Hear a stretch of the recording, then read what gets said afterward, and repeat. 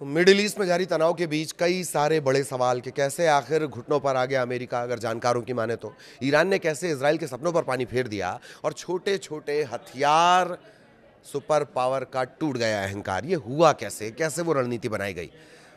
America का KC-135 भी धड़ाम हो गया। पूरी दुनिया पर इसका क्या असर पड़ रहा है, ईंधन पर क्या असर पड़ रहा है, फ्यूल की सप्लाई पर, फ्यूल मतलब खासतौर पर गैस और पेट्रोल, इसकी सप्लाई पर किस तरह से इसका असर पड़ रहा है। और आखिरकार कौन सी वो टेक्निक है, कौन सी वो रणनीति है, कौन सी वो टैक्टिस है ईरान की जिसने अमेरिका तक को सेफ एग्जिट के बारे में, क्विट के बारे में सोचने पर, इज्जतदार तरीके से बाहर निकलने के बारे में सोचने पर मजबूर कर दिया, ना सिर्फ अमेरिका को बल्कि इजराइल को भी। इन्हीं तमाम मसलों पर चर्चा करेंगे। नमस्कार, आपके साथ में ललित प्रजापति। ईरान पर सैन्य कार्रवाई को लेकर अमेरिका जितना शुरुआत में इसे आसान मानकर चल रहा था, अब उसे उतनी ही कठिन चुनौतियों का लगातार सामना करना पड़ रहा है। 14वें दिन की बात कर ली जाए, युद्ध के 14वें दिन की बात कर ली जाए, ईरान से अमेरिका को एक बार फिर बड़ा झटका लगा। अमेरिका के ऑपरेशन एपिक फ्यूरी से जुड़ा जो KC-135 है, इसे स्ट्रेटो टैंकर कहा जाता है। KC-135 स्ट्रेटो टैंकर, ये रीफ्यूलिंग प्लेन है। ये रीफ्यूलिंग प्लेन पश्चिमी इराक में क्रैश हो गया है। इस क्रैश की जो पुष्टि है खुद यूनाइटेड स्टेट्स सेंट्रल कमांड, जिसे आप सेंटकॉम के नाम से जानते हैं, उसने की है। 28 फरवरी से ये जो ऑपरेशन चल रहा है, उस दौरान ये स्ट्रेटो टैंकर जो है वो क्रैश हुआ है। सेंटकॉम जो है वो खुद इसकी पुष्टि कर रहा है कि ये क्रैश हुआ है। दरअसल ऑपरेशन एपिक फ्यूरी ये क्या है? ये 28 फरवरी को अमेरिका की तरफ से ईरान के खिलाफ शुरू किया गया है। ये एक मिलिट्री ऑपरेशन है। कैसे ये KC-135 जो है वो क्रैश हुआ है? यूनाइटेड स्टेट्स सेंट्रल कमांड के मुताबिक इस मिशन में 2 KC-135 स्ट्रेटो टैंकर प्लेन लगे हुए हैं। इनमें से एक प्लेन पश्चिमी इराक में दुर्घटनाग्रस्त हो गया, जबकि दूसरा सुरक्षित तरीके से लैंड करने में कामयाब रहा है। कोई भी सेना ये नहीं बोलती है कि वो क्रैश किया गया, उस पर हमला किया गया, अटैक किया गया। वो कहती तकनीकी खराबी है। यही सेंटकॉम की तरफ से भी कहा जा रहा है। ये क्रैश दुश्मन की गोलीबारी या अपनी सेना की फायरिंग की वजह से नहीं हुआ है। कौन कह रहा है? सेंटकॉम कह रहा है। इस दावे के बाद अंदेशा ये जताया जा रहा है कि उड़ान के दौरान प्लेन में आई तकनीकी खराबी की वजह से ये क्रैश हुआ होगा। ये कौन कह रहा है? सेंटकॉम। लेकिन इस क्रैश के ठीक बाद एक दावा इराक का इस्लामिक रेजिस्टेंस नाम का एक ग्रुप है, उसकी तरफ से किया गया है। उसका ये कहना है कि उसी ने इस प्लेन को गिराया है। संगठन ने बाकायदा बयान जारी कर कहा कि उसने इराक की संप्रभुता और एयर स्पेस की रक्षा के लिए अमेरिकी प्लेन को निशाना बनाया है। ये क्यों इतना इंपॉर्टेंट है? KC-135 स्ट्रेटो टैंकर, इसके क्रैश के साथ ही ईरान के साथ जो युद्ध चल रहा है, उसमें क्रैश होने वाले अमेरिकी प्लेन की जो संख्या है, विमानों की जो संख्या है, वो बढ़कर 4 हो जाती है। इनमें से 3 F-15E, इनका नाम है स्ट्राइक ईगल फाइटर प्लेन, ये पहले ही नष्ट हो चुके हैं। इस गंभीर घटना के बीच अच्छी बात ये भी रही कि जो पायलट थे वो उन्होंने सेफ एग्जिट ले लिया और वो सुरक्षित बच गए हैं। अमेरिकी सैन्य अधिकारियों के मुताबिक F-15E strike eagle fighter plane में जो 6 क्रू मेंबर थे वो वक्त रहते इजेक्ट हो गए, बाद में उन्हें सुरक्षित रेस्क्यू भी कर लिया गया। ये इतना इंपॉर्टेंट है क्यों? इसका जाना, इतनी बड़ी चर्चा, इतनी बड़ी खबर बन क्यों रहा है? KC-135 स्ट्रेटो टैंकर, दरअसल ये आधुनिक हवाई युद्ध की रीढ़ अब इसे माना जाता है। क्यों? ये एक रीफ्यूलिंग प्लेन है। रीफ्यूलिंग कैसे? जब पेट्रोल भरवाना है तो नीचे आने की जरूरत नहीं है, हवाई हवा में पेट्रोल भर देता है ये, ऐसा समझ लीजिए। मतलब आप अपनी दोपहिया गाड़ी से जा रहे हैं, अपनी कार से जा रहे हैं, पेट्रोल टैंक जाने की जरूरत नहीं, बगल में आएगा, धड़ कनेक्ट होगा, पेट्रोल भर देगा। तो ये जो रिफ्यूलिंग प्लेन है, ये हवा में ही लड़ाकू प्लेन और जो बम वर्षक हैं उन्हें फ्यूल मुहैया कराता है, ईंधन मुहैया कराता है। इसकी वजह से जो फाइटर जेट्स हैं वो लंबी दूरी तक उड़ान भर सकते हैं। बार बार उन्हें नीचे लैंड करना और टेक ऑफ और लैंडिंग की जरूरत नहीं पड़ेगी, और फिर दुश्मन के ठिकानों पर वो लगातार हमला कर सकता है। ऐसे मिशन में कई प्लेन एक साथ काम करते हैं। हवा में ही ईंधन ट्रांसफर करने की जटिल प्रक्रिया को अंजाम दिया जाता है, खासतौर पर युद्ध के दौरान जब 24 घंटे लगातार ऑपरेशन चलते हैं। इस तरह के जो टैंकर प्लेन्स हैं उनका रोल बहुत अहम हो जाता है KC-135 का। अब अमेरिका ने इससे पहले जो अपने F-15E फाइटर प्लेन है वो कहाँ खोए हैं? शुरुआती दौर में ही बड़ा झटका अमेरिका को लगा था और ईगल फाइटर प्लेन कुवैत के ऊपर क्रैश हो गया था। ये प्लेन ऑपरेशन एपिक फ्यूरी के शुरुआती हमलों का हिस्सा थे। इसके मुताबिक, रिपोर्ट्स के मुताबिक, कुवैत की एयर डिफेंस सिस्टम ने गलती से इन्हें दुश्मन का प्लेन समझ लिया और इस भ्रम में कुवैत के एक FA-18 हॉर्नेट, ये इसका नाम है कुवैत का, FA-18 हॉर्नेट फाइटर जेट ने अमेरिकी प्लेन पर फायरिंग कर दी। नतीजन तीनों जो F-15E प्लेन हैं वो मार गिराए गए। अमेरिकी वायुसेना के लिए ये तीनों क्रैश किसी बड़े झटके के तौर पर रहे हैं। इतना ही नहीं है कि सिर्फ जो रिफ्यूलिंग स्ट्रैटो टैंकर है उसका नुकसान हुआ है या F-15 का नुकसान हुआ है, ड्रोन बेड़ा है, ड्रोन की जो कैपेबिलिटी है अमेरिका की, उसमें भी उसे बड़ा नुकसान उठाना पड़ रहा है।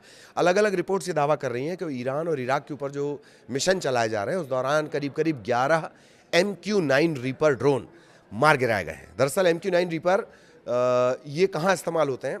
दुश्मन के इलाके के भीतर जाकर, गहराई तक जाकर निगरानी करना और खुफिया जानकारी को जुटाने का काम करना, ये इनके लिए ज़रूरी, ये इनका मेन मकसद होता है। ऐसे मिशन में जोखिम ज़्यादा होता है, इसलिए वॉर जोन में उड़ान भरने वाले ड्रोन अक्सर निशाना बन जाते हैं। ये तो वहाँ के अपडेट्स हो गए, कैसे ईरान की रणनीति बदली है। मौत के आंकड़े भी जान लीजिए, कल भी हालांकि हमने आपको बताए थे। ये आंकड़े जो आते हैं ये अलग अलग वहाँ के जो मीडिया रिपोर्ट्स हैं उनको पढ़ने के बाद हम आपके लिए एक कोशिश करते हैं कि प्यूरिफाइड डाटा बन सके। तो ईरान में अब तक करीब करीब 1500 लोगों की जान चली गई है, लेबनान में 600, इराक में 15, कुवैत में 6, बहरीन में 2, UAE में 6 और इजराइल के 15 लोगों के मारे जाने का दावा किया जा रहा है। अमेरिका के भी 8 सैनिक अब तक मारे गए हैं। इस पूरे घटनाक्रम का दुनिया पर फ्यूल संकट, और दुनिया उस फ्यूल संकट से निपटने के लिए कर क्या रही है? जंग के चलते दुनिया भर में ईंधन की हो गई भारी कमी। इसकी वजह है जो इम्पोर्टेंट ऑयल रूट है, होर्मुज स्ट्रेट, वो बंद है। बीच में बातें कही गई कि इनके लिए खोल दिया गया, उनके लिए खोल दिया गया, तब ये साफ किया गया है ईरान की तरफ से कि कहीं कोई कुछ नहीं खुला है। तो दुनिया भर में जो ईंधन की कमी आई है, कैसे तेल की कीमतें तेजी से बढ़ी हैं और हालात संभालने के लिए देश क्या कर रहे हैं। कोई अपनी ऊर्जा की खपत कम कर रहा है, कोई अपने रिजर्व से तेल निकाल रहा है, नई ऊर्जा के जो स्रोत हैं वो तलाशे जा रहे हैं। अलग अलग देशों से जो जानकारी मिली उसके मुताबिक अमेरिका ने दुनिया भर के जो देश हैं उन्हें 30 दिन के लिए रूस से तेल खरीदने की छूट दे दी है। रशिया से तेल नहीं खरीदेंगे, तेल नहीं खरीदेंगे, तेल नहीं खरीदेंगे, यही कहता था अमेरिका, अब कह रहा है 30 दिन और खरीद लो। पाकिस्तान ने खर्च घटाने के लिए स्कूल बंद करने और वर्क फ्रॉम होम जैसे कदम लागू कर दिए हैं। बांग्लादेश सरकार को पेट्रोल और डीजल की बिक्री पर लिमिट तक लागू करनी पड़ी है। लोगों से ये भी कहा जा रहा है कि AC कम चलाएं, लाइट बंद रखें और गैर ज़रूरी यात्रा ना करें। ऑस्ट्रेलिया में किसानों को ईंधन की कमी ना हो, इसलिए सरकार ने अपने स्टॉक से 762 मिलियन लीटर पेट्रोल डीजल निकाल लिया है। ईंधन के नियमों में कुछ समय के लिए ढील दे दी गई है। थाईलैंड में ईंधन की कमी से निपटने के लिए सरकार ने वर्क फ्रॉम होम और लिफ्ट की जगह सीढ़ियों का इस्तेमाल करने के लिए कहा है। एक और वहाँ पर एडवाइजरी जारी की गई कि जो AC है वो 26-27 अंश सेंटीग्रेड पर चलाया जाए। ऐसे नियम लागू किए गए हैं ताकि ऊर्जा की खपत कम हो सके। जापान में PM ताइकाची ने बताया कि सोमवार से जापान के रिजर्व से 80 मिलियन बैरल तेल निकालना शुरू किया गया है और करीब करीब 45 दिन की जो उनकी ज़रूरत है वो इससे पूरी हो जाएगी। साउथ कोरिया ने लगभग 30 साल में पहली बार तेल की कीमतों की ऊपरी सीमा, कैप इसे कहते हैं, वो तय कर दिया है। नॉर्थ कोरिया ईंधन की सप्लाई के मामले में पहले से ही बहुत कमज़ोर है। स्थितियाँ वहाँ पर और ज़्यादा ख़राब हो रही हैं। इसके अलावा स्पेन, नॉर्वे, चीन। अब इन देशों को क्या उम्मीद है कि जो नवकरणीय ऊर्जा में उन्होंने निवेश किया था बहुत पहले, अब उन्हें उसका प्रॉफिट मिलने जा रहा है। ये स्थितियां हैं, कैसे इस युद्ध के चलते ये स्थितियां बनी हैं और कैसे उससे निपटने की कोशिश हो रही है, ये हमने आपको बताया है। ईरान ने आखिर ये समीकरण बदल कैसे दिए, किस तरह से ये समीकरण चेंज होते रहे कि नौबत यहाँ तक आ गई कि अब इजराइल, अमेरिका ये सेफ एग्जिट की बातें करने लगे। पिछले 14 दिनों से युद्ध चल रहा है।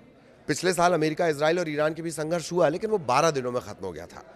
इस बार ये युद्ध थमने का नाम नहीं ले रहा। दरअसल ईरान चाह भी यही रहा था कि ये युद्ध इस तरह से चलता रहे। उसकी रणनीति शुरुआत से युद्ध को लंबा खींचने की थी और अमेरिका को लग रहा था वो जाएगा, बम बरसा के चला आएगा फट से, जैसा मादुरो के साथ किया, जैसा इससे पहले किया, जैसा लादेन के वक्त पे किया गया, स्ट्राइक टाइप का, वो हो नहीं पाया। ईरान ने अब ऐसे हथियारों से हमले करने शुरू कर दिए हैं जो आयरन डोम को भी फेल कर रहे हैं और इजराइल को बम्पर नुकसान पहुंचा रहे हैं। ये वही हथियार है जिनका इस्तेमाल कभी खुद इजराइल दुश्मनों पर किया करता था। क्या है ये बला? ये है क्लस्टर बम। क्लस्टर बम एक मिसाइल के अंदर मौजूद सैकड़ों छोटे छोटे बम होते हैं।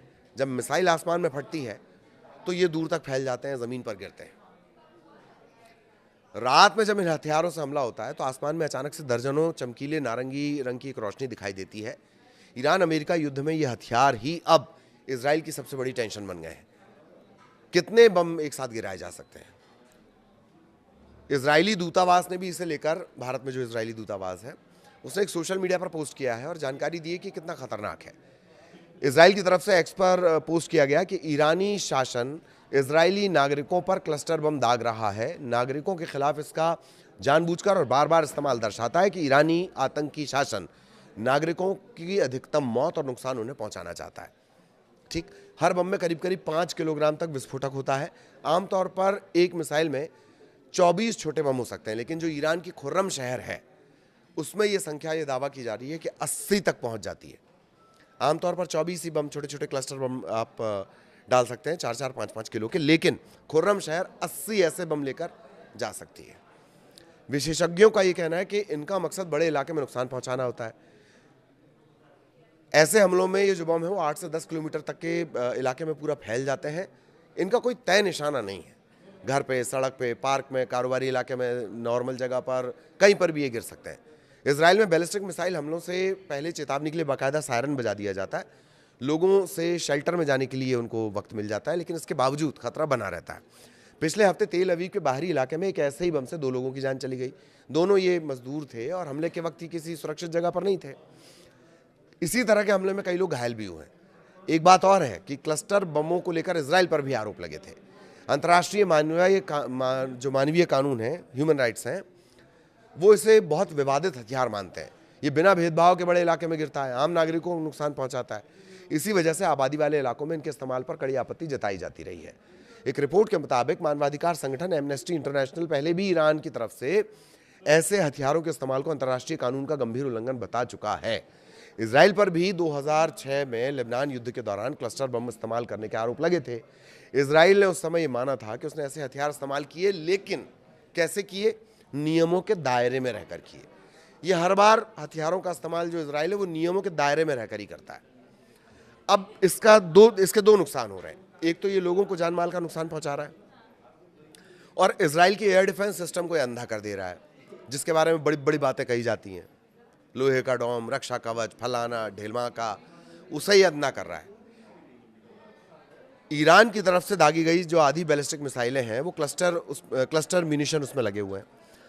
इजराइल की जो एयर डिफेंस प्रणाली, उसके सामने एक नई चुनौती खड़ी हो जाती है। दरअसल जो मिसाइल रक्षा प्रणाली है वो ज़्यादातर बड़ी मिसाइलों को हवा में इंटरसेप्ट करती है और नष्ट कर देती है, लेकिन जब एक मिसाइल छोटे छोटे बमों में बदल जाएगी तो उन्हें रोकना बहुत मुश्किल हो जाएगा।